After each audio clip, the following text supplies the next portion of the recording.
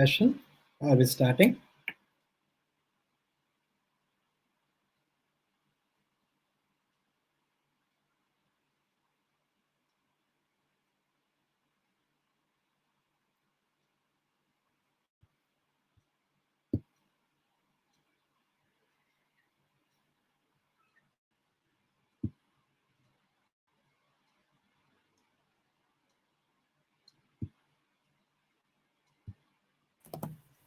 Okay, welcome everyone. Sorry about that. That was a little bit of technical difficulty from my end.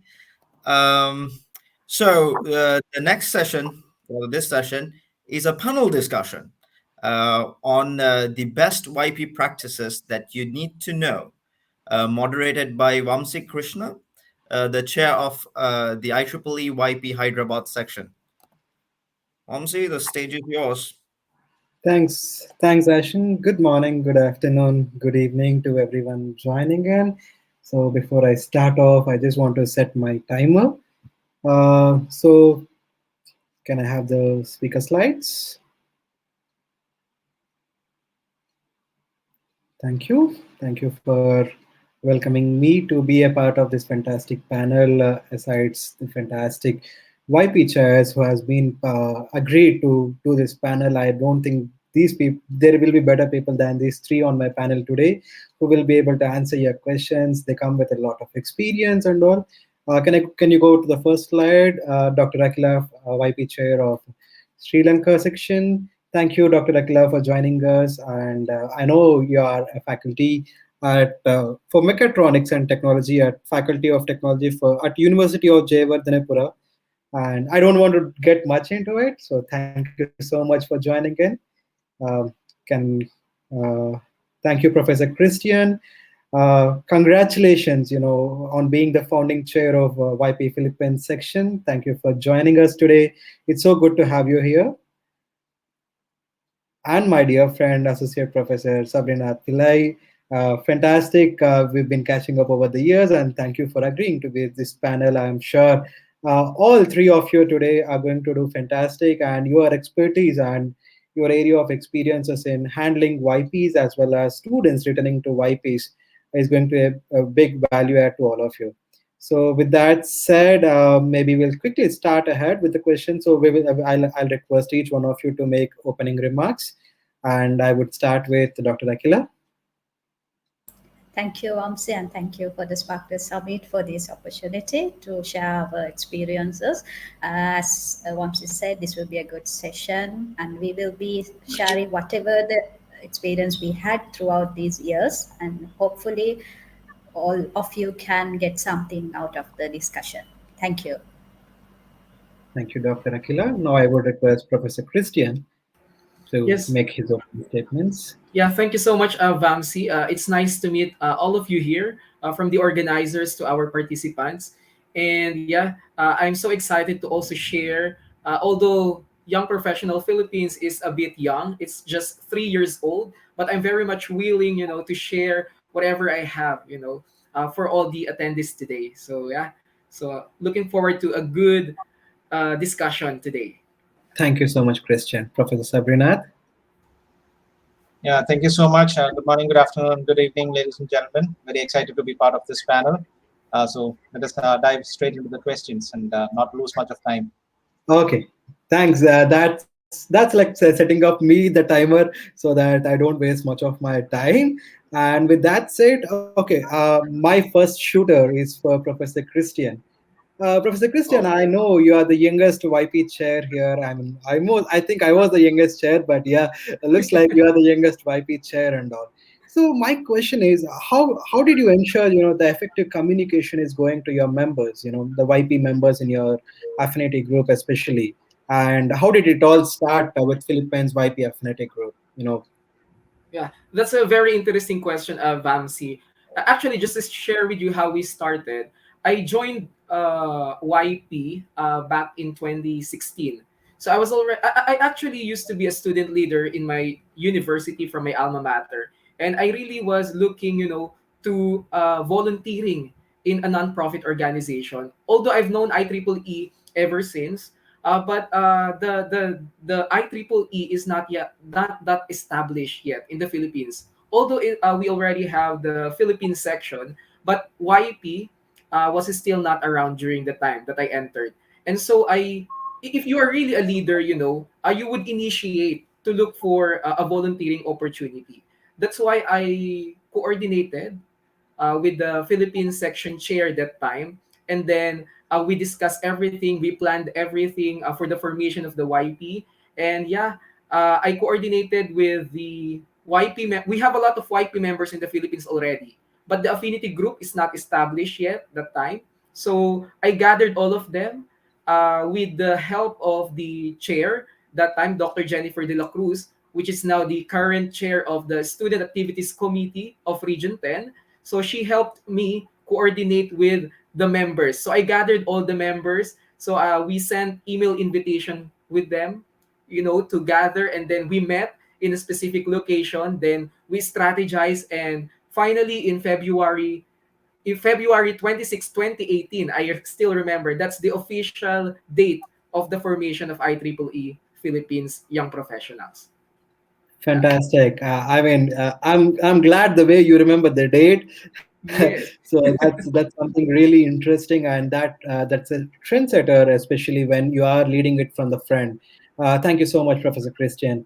Akila, coming to you. You wear multiple hats. Sometimes in sometimes at YP, sometimes in conferences and all. So what is that on a YP upfront? How did you even try to manage and cope up with this? Because when you're leading it from the front, you also have to look at the career aspect as well, right? So how did you manage and cope up with all this, and how was your way of dealing this? Yes, actually, as I am representing YP, WI as well as PES in most cases, but the experiences from each will be very helpful to apply in other platforms as well. So that's what I experienced. With the experiences I'm getting from other entities, will be very good input for YP, because it's very easy to work with YP because we all have that potential, the need to do something very impactful. So I feel like managing it is about planning it ahead. What we do is take more time to plan, and then it's easy to execute in the proper manner. So what I follow with my teams. And one thing is we have good team. So that's the best part, because I can actually pass the things very like without stress for the great team, and they are supporting a lot. It's very easy to lead a good team. That's one key point. And managing the team will be like giving them opportunities to like improve their skills, and finding out the good potentials inside them was really helpful for the moving ahead with the YP, also with V and PES. So basically, it's sharing the experiences from one to the other, because we will be facing the same issues that we face in other entities in different locations and different milestones. That's it. Yeah, fantastic. Thank you so much, Akhila. I mean, I was about to quote that, it is always about the team, especially YPs, because they are like, the early career aspirants, and it is all about management, giving them ample of opportunities so that they excel and they always be there. Associate Professor Sabrinath. So this is my question. How do you guys even do this? I mean, I'm not speaking of India Council in perspective. I'm speaking about Kerala section young professionals. You guys have been damn vibrant all through the years. You have set a standard. I mean, to be honest, at many of the YP meetups I speak, we should try to beat Kerala this time. They always come up with, how do you guys do this? What is that uniqueness of this team at YP Kerala? You always keep bringing this up. I will come to India Council, but yeah, first I want to ask about the Kerala, the secret sauce, which I want to know, so that I can help my fellow leaders from other YP groups to understand. Well, thank you so much, Vamshi, for taking that up. Uh, well, I would say that this was part of a long-term strategy, because there was a time like Kerala section was like any other young professional society around the globe, where we had serious dearth of volunteers. Now, as we've already set the stage, you know that the students, they just come up to the next level. So I think it was the proper planning, strategic planning ahead for the section leaders of those times who thought of having restructuring the entire student community as such, and dividing the student community and bringing them up to the next level. So gradually, by the time that a student graduates out of his college, he feels the urge to continue his membership with IEEE and his associations with IEEE. And he starts to learn so much right from his studenthood that he wants to continue as a young professional. And that is what gradually brings up the ladder. And then at a second stage, okay, that was the first part of the strategy, I would say. And at the second, as the second part of the strategy would be to bring more of young professionals who had adequate leadership skills to the next level of their leadership quality, bringing them up to the next level, like to the sectional leadership, and even as to the council leaderships. Now that would bring in more of confidence in the young professionals that they do have to contribute, and not just that. The young professionals here, the affinity group, and as a whole, works on this structure that we kind of balance between the section leaders. We take the wisdom from section leaders into every single activity that we do right at the student level. So it is the right balance of wisdom from the section leaders that gets passed on to the students, and that again, kind of builds up cumulatively and comes up into the next level. So I would say the best practice at Kerala section would be the section, the visionaries at the Kerala section, and of course, passing on the wisdom of Kerala section leaders to the young professionals, and through the young professionals to the student community. So Sure. that's it. Thank you so much. I guess that much of a secret sauce, and it's always about reaching out to the senior leaders who have always been the visionary and making it forward and advising them and all. Christian, coming back to you again. I'll go back to Akhila. I wanted to ask Akhila this question firstly, but I wanted to ask you first.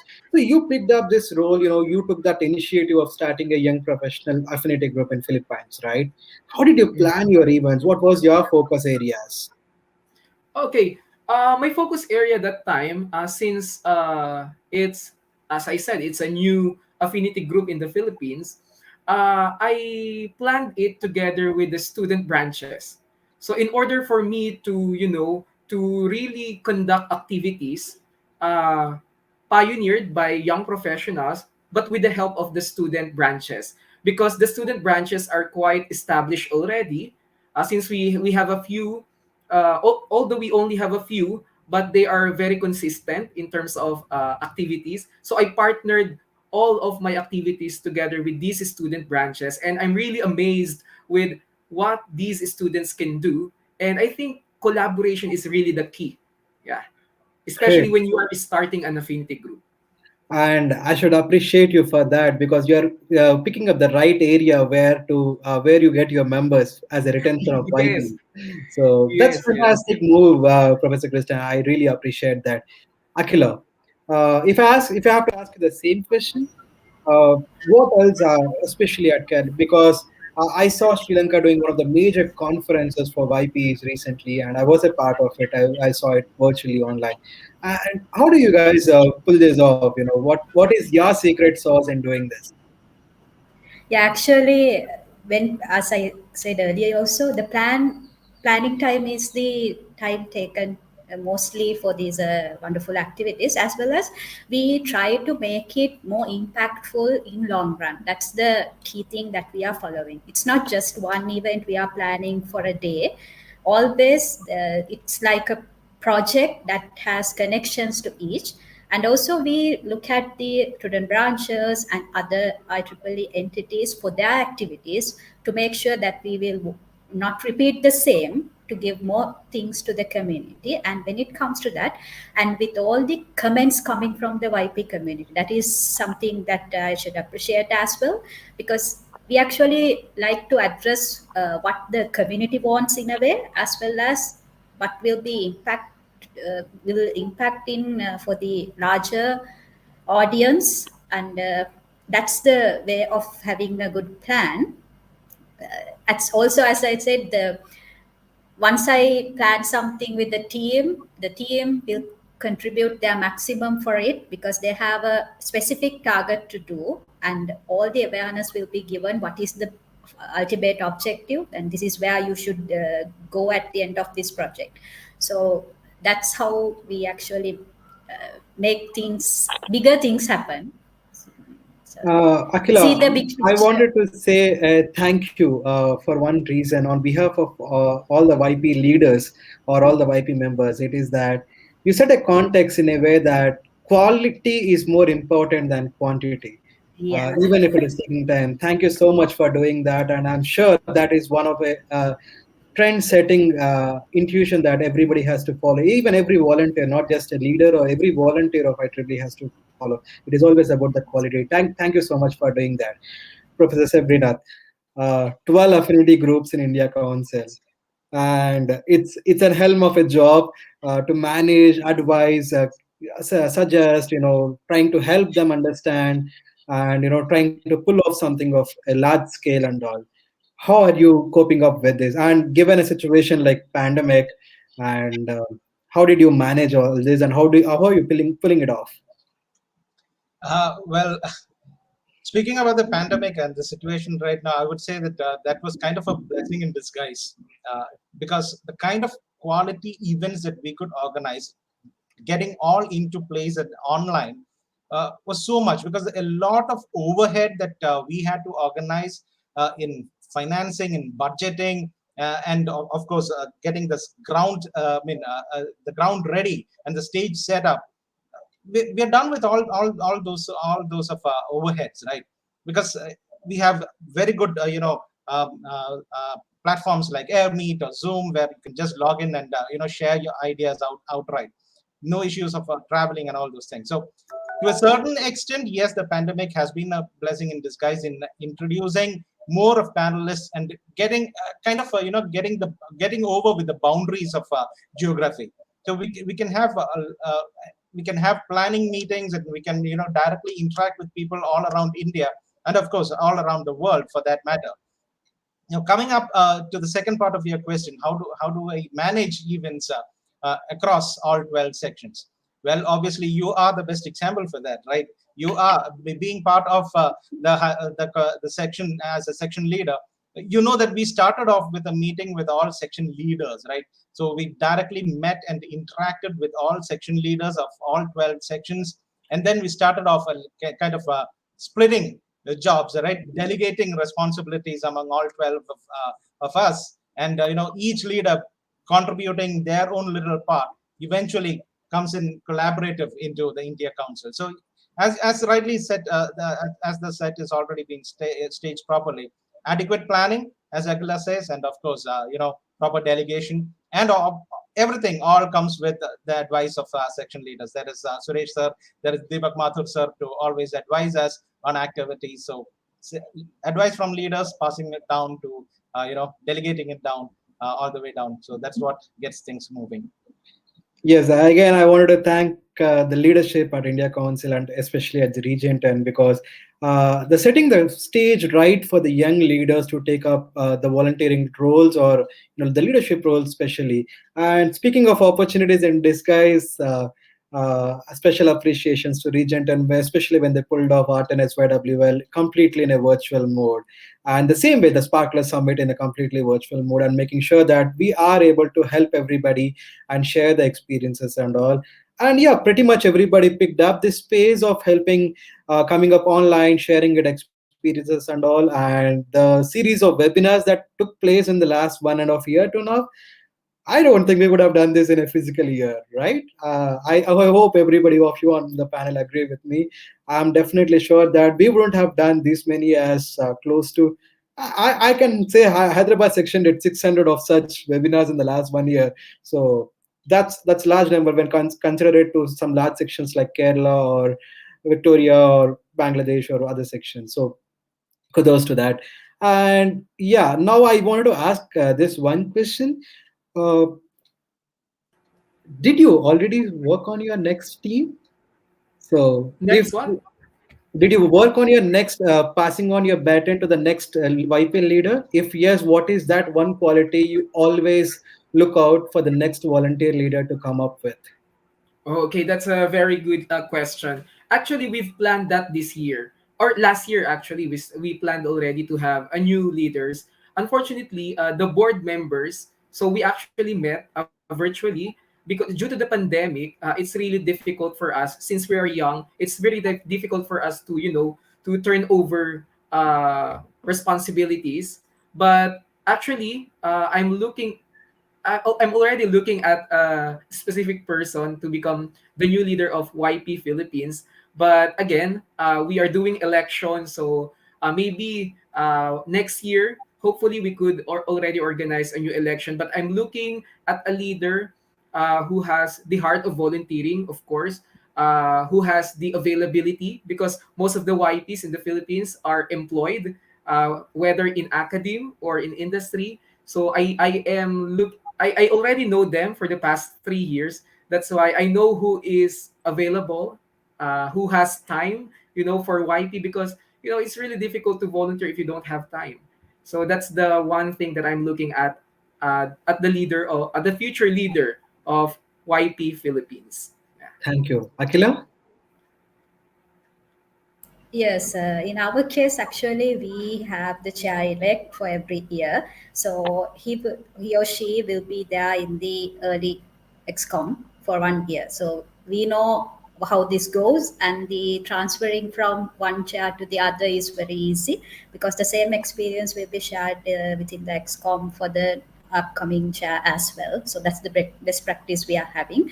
And same as once choosing the who will be the next chair, will go like who will have time, as Ian mentioned, and also who has that vision what to do with the time they are having, and also will target with the potential, and enjoying the work will be one of the key things that we will be looking at actually. Rightly said, Akhila, again. Thank you. It's always about enjoying your role, not just taking up the leadership position.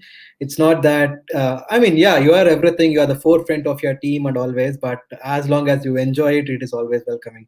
Professor Sabrinath, I want to put it in a little more intuited way. That is that what is that parameter that somebody next at India Council YP should look at it, because it is a section nomination again and it has to be experience. Like, are there any ground rules that you are setting that these requirements should be met? Well, at the India Council, I'm pretty not sure if we had any precedents till this time. So to set up the rules and to set up the ground rules over there is going to be pretty difficult. In terms that we need a little bit of discussion, and as we said, we will have to discuss that with leaders as well, and of course gather from their advice and their wisdom. Well, to set the stage of what happens at Kerala section, it is pretty much as Dr. Akhila just mentioned, that we follow the regular practice that there is always a vice chair, and the vice chair, is kind of a training period where he gets trained to take up to come up to the next level. And as you rightly said, that was a very beautiful question that Vamshi just put across, because the primary principle or the primary role of a leader is to find his adequate successor, right? To find his successor, that is key to any leadership quality. So that was a beautiful question. And yes, at India Council, we have started the process, and it is still, to set the ground rules, it still has a long way to go. Yes.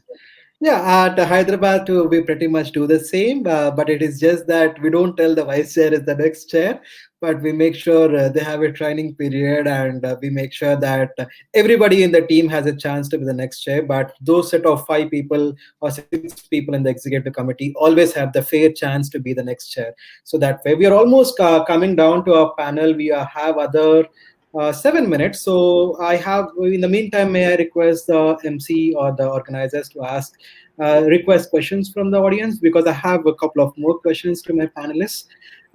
So the question is that I will start with Mr. Pillai this time.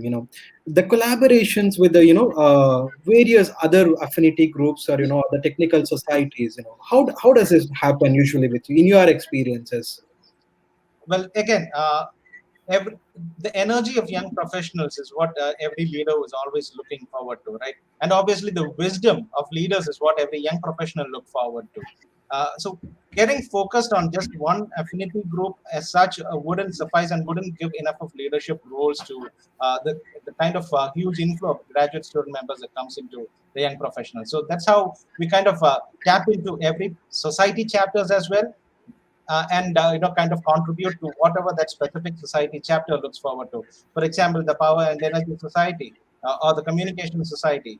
Uh, their activities as well requires a lot of young blood and of course young leadership to come into the next level. So uh, kind of a collaborative environment is created wherein open discussions happen. I would say that that is key here. Open discussions at the section office happens between the young professionals chair and of course the section leadership and society chapter chairs, and kind of delegating work amongst each others, and of course nominating members to each society chapter to their activities as well. So there is always a young professional representative at the Power and Energy Society or the Computer Society and all nots, and as well with the student community as well. So that is one place where we usually see the fine line to be kind of crossed between the final year students or the recently graduating students and who are right out of college, who still have that spirit of being a student in college, even though he has graduated and he has moved on to the next level. So that is one place where we kind of put special attention to and see that the lines are not crossed. Yeah. Great. I mean, yeah, sometimes we get too much into volunteering and we cross little lines, and that's like a sincere recommendation and advice that don't take it too seriously. At the end of the day, everybody takes out their time and tries to volunteer, so respect everybody's time. And Akila, coming back to you, this question is more of how what is your advice that next YP leader should do, and why should he be a YP leader? I Yeah, asked this question it's because you wear multiple hats, so that's the reason I wanted to ask specifically about YP leaders. Yeah. actually should have more patience, and we should actually be able to follow up on lot of things, that is like not being like commanding, and we should be a team player as well. Otherwise if I say to do something as a leader, it won't work. So we have to work along with the team. That is one thing. Team working is one good quality that you can have, as well as engaging with people and communicating with the members as well as outside members of the YP or other communities, because as I told earlier also, it's about the same thing sometimes we face. And to be a good leader, I think having that opportunity to represent many entities is one of the good things that we can gain more experiences. So if you want to be a leader, you have to start from the beginning. So don't try to climb the ladder suddenly and come to the top, because you won't survive. So you need to have that experience from the beginning how this works, and get more experiences of the issues that you are facing. So facing issues will learn you will learn a lot. So I think if you want to be a leader, just take a risk and try to do a new thing. It may go wrong, but you will learn something. I think that will be good for everyone Great point, to Akila. be a leader. Don't climb too fast and don't fall too soon, and have patience. That's really, really important. I still see 2 minutes on my timer, but I have already an instruction from the organizers to close it. But Professor Christian, this is my last question for this panel. But before I say that, I want to thank you all. It's a very engaging conversation. Professor Christian, this question is that now that you are looking for a new leader coming up into your executive committee, and now that you are starting off with this and all, uh, we already spoke about the commitment they have to do for it. But do you want to set some ground rules that is this is what YP is going to do in Philippines sections, or YP affinity group of Philippines sections is going to do? So is there something like an operations manual that you always follow, or do you always create one such? Okay, in terms of the operations manual, we don't have that yet, but we follow what the YP Global has. So because I believe that we have different leadership strategies. So I believe that we should always, I let them practice their own leadership styles. So, like for example, I give them opportunity to practice their leadership during event handling. So I have event heads for my activities, and as a volunteer, I always remind them to have a different mindset, because usually we only think of what we can get from the organization that we belong. But as volunteers, we should not think what IEEE can give to us or can offer to us, but what we can give back to the IEEE community. And I think that's the heart of volunteering. Yeah. Thank you. Actually, I usually quote something else for what you said. I use the cow and milk story. Cow never gives milk. We take milk from the cow. IEEE gives you nothing. You take everything from IEEE. So, with that said, I just want to summarize. We spoke a lot today. We spoke about leadership. We spoke about how taking it forward, and we also spoke about the collaborations. We also spoke about how we identify our new leaders, next generation leaders, and our pieces of advices for all the next generations to come, and especially the activities. Especially, okay, that's my timer. So we are sharp 30 minutes. So thank you so much for the fantastic panel. I would start with Dr. Akhila, Professor Christian, and Associate Professor Mr. Pillai. You are a fantastic panel. Thank you so much.